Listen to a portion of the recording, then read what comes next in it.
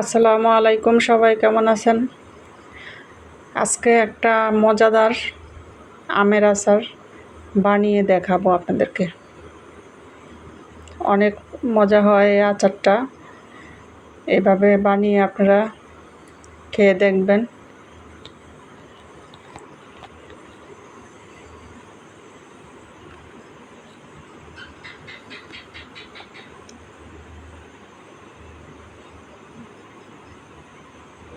আমি 3টা আম কেটে সরিষা বাটা আর লবণ একটু হলুদ মাখিয়ে একদিনের জন্য শুকাইতে দিয়েছিলাম ছাদে। আপনারা শুকাইতে না পারলে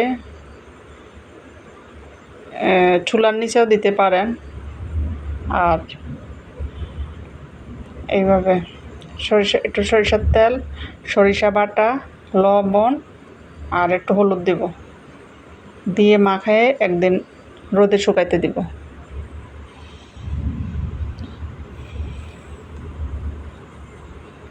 এখন বাজারে অনেক আম পাওয়া যায়, সবাই এভাবে বানায় মজা করে খেতে পারেন।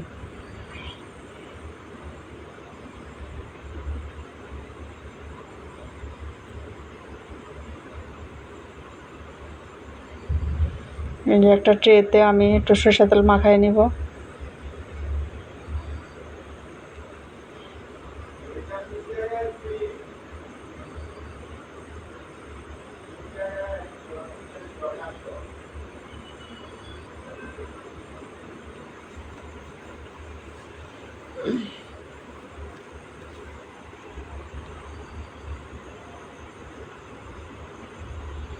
এখন আমি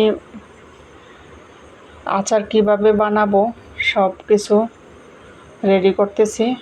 পাঁচফোড়নগুলা, এই পাঁচফোড়ন ছাড়া আচার তো একদমই হবে না। এই পাঁচফোড়নগুলো একদম তেলে মচমচা করে গুঁড়ো করে নিব।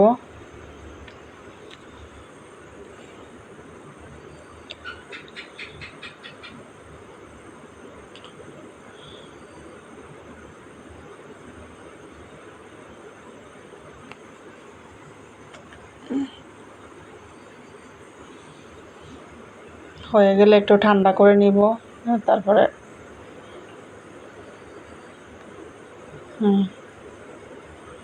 এখন আমি একটু শুকনো মরিচ হালকা ভেজে নিব মচমচা হওয়ার জন্য, চিলি ফ্লেক্স করার জন্য। এগুলো ব্লেন্ডার করে নিব হালকা। এখন আমি সব উপকরণগুলো রেডি করলাম: তেল, গুড়, চিনি এবং তেজপাতা, সব কিছু। একটা মিডিয়াম সাইজের রসুন থেতো করে নিয়েছি। আর এই যে সবগুলা রেডি করে আমি এখন আচারগুলা বানানো শুরু করব। প্রথমে 1 কাপ তেল দিয়ে দিব চুলায়।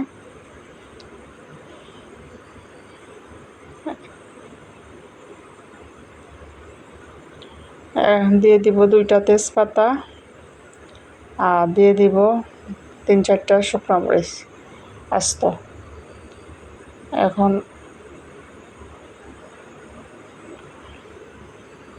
তেল গরম হয়ে গেলে দিয়ে দিব রসুন থেতানো।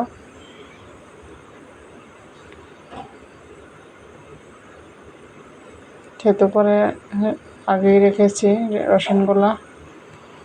মানে আমার আম 3টা, মিডিয়াম সাইজের 3টা আমের জন্য মিডিয়াম সাইজের একটা রসুন এই যথেষ্ট। রসুনগুলা লাল লাল করে ভাজবো।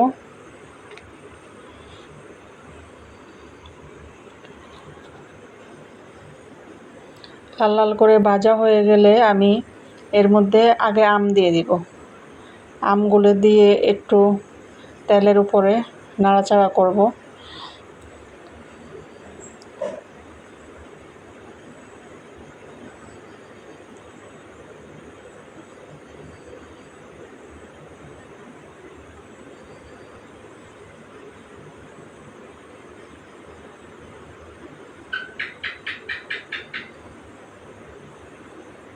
তেলের উপরে একটু যেন ভাজা হয় এরকম করব।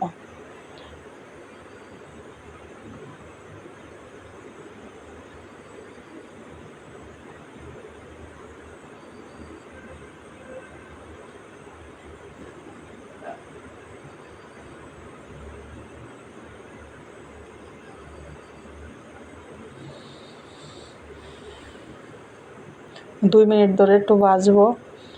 ভাজলে এই আমটা একটু শক্ত শক্ত হবে, তখন আর ভালোভাবে গলে যাবে না একদম।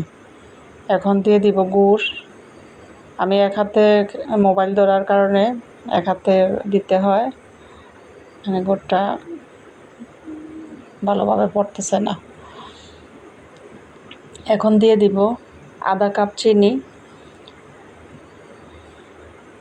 এখন দিয়ে দিব পাউডার পাঁচফোড়ন প্যাকেটের।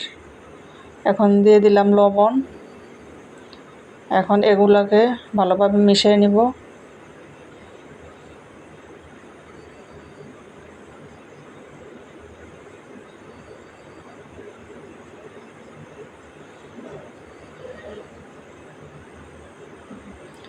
এই যে আমার আরও 2-3 মিনিট রান্না করার পরে এই অবস্থা আসছে। এখন দিয়ে দিব, শেষ অবস্থা প্রায় হয়ে গেছে আমার আচার। এখনও যে তেলে রাখা পাঁচফোড়নের গুঁড়া দিলাম, চিলি ফ্লেক্স দিলাম। এখন দিয়ে দিলাম ছোট 1 কাপ ভিনিগারের 3 ভাগের 1 ভাগ।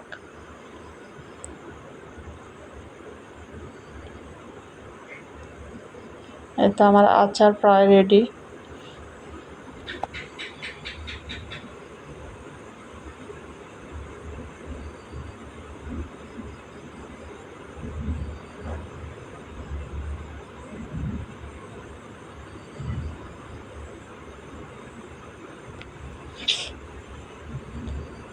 আমি সরিষার তেলটা একটু বেশি দিয়েছি, কারণ হলো সরিষার তেলের ভিতরে ডুবে থাকলে আচারটা নষ্ট হবে না।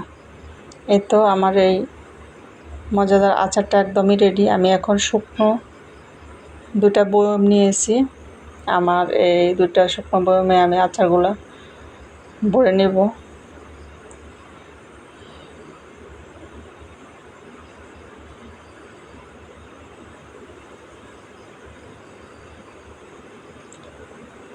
আমি নিজেও খেয়ে অবাক যে এত সুন্দর আচার হয়েছে, অনেক টেস্ট হয়েছে। আপনারা আসলেই একবার বানিয়ে খাবেন।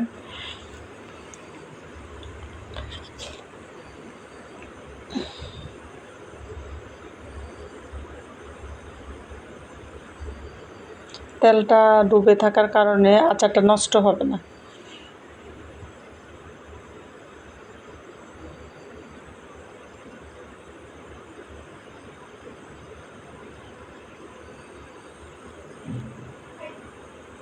একটা বয়ম ভরে নিয়েছি, আর একটা বয়মে আমি এই যে নেব এখন সবগুলা আচার।